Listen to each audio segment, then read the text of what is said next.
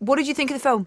Look, I think this is John Wick is an immensely satisfying film for many, many reasons, but not least of all because it restores Keanu Reeves to this position of movie star, which he of course deserves. You know, in recent years it's become a sort of accepted thing to say, well, Keanu Reeves can't really act, and it's just a load of rubbish. You know, you have to look back at his early stuff like My Own Private Idaho to know he's a tremendous actor. But what he is above and beyond that really is a great movie star, and you know, in films like Point Break and Speed and The Matrix, he has this kind of unreadable quality that makes you want to look at him, and his face looks great on a big screen. He has that incredible kind of knife-like jawline and these kind of very probing eyes and the hair that kind of hangs forward. I don't want to sound like I'm romantically in love with the man, even though maybe I am just a little bit. But your voice even went there, Robbie. But he has this presence, and to see him restored into this kind of iconic role on a film that is legitimately wonderful is very, very satisfying indeed. Now, look, John Wick it's different from normal revenge movies, even though it's been kind of loosely grouped with those, because the reason for the revenge is so kind of elemental that it's almost absurd. I mean, he's chasing down these bad guys and tearing New York City apart because they killed his dog. You know, so it's not some question of honour like it is in Taken, you know, this father defending his daughter, or Death Wish, you know, kind of similar thing. It's absurd, and it's kind of very, very basic and very straightforward.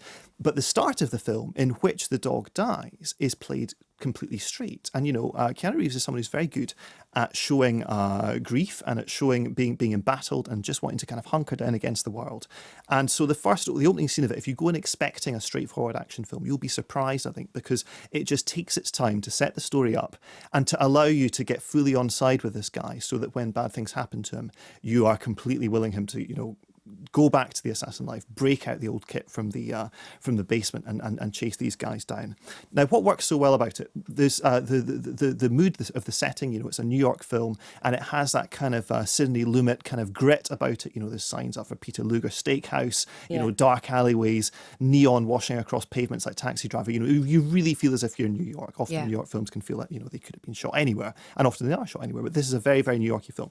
There's also this idea that there is a criminal underworld, which isn't laboured, but it's its own little separate economy. You know, they use gold coins as their own currency. There's this hotel called the Continental where you check in. You're not allowed to conduct business on the Continental's grounds. So it's kind of like if you're playing TIG or British Bulldogs, it's like then, you know, if you run the Continental, you're safe. It's okay until you take a step out the door, and then all hell breaks loose. So you've got that fantastic kind of concept in it as well, but it doesn't labour it.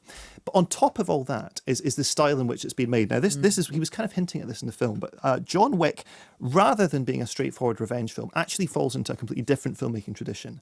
And I don't know how familiar you are with Hong Kong action cinema of the 1980s. A bit. So you've got films like City on Fire by Ringo Lam and A Better Tomorrow by John Woo, made in the kind of mid-80s, where they're about kind of balletic gunplay, you know, gunplay combined with martial arts, big kind of strongly felt emotions, smart suits, you know, anguish, and this idea that men can kind of, you know, bad men who still operate by a very strict moral code can just take punishment after punishment upon themselves and kind of strive through at the end of the day and make it through against all of these obstacles.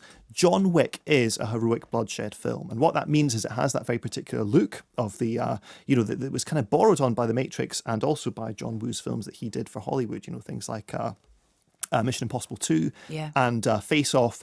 He kind of sort of brought that, but John Wick is a more direct and straightforward expression of that style.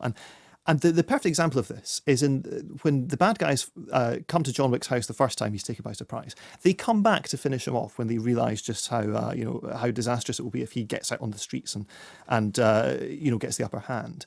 And so there's this brawl in his house where he's kind of dispatching all these guys very, very elegantly. And the camera, we're used to in action films, the camera being a participant in action scenes. Yeah. Getting in close, you know, whirling around, fast cuts, jerky, what's going on? Don't know, it's confusing.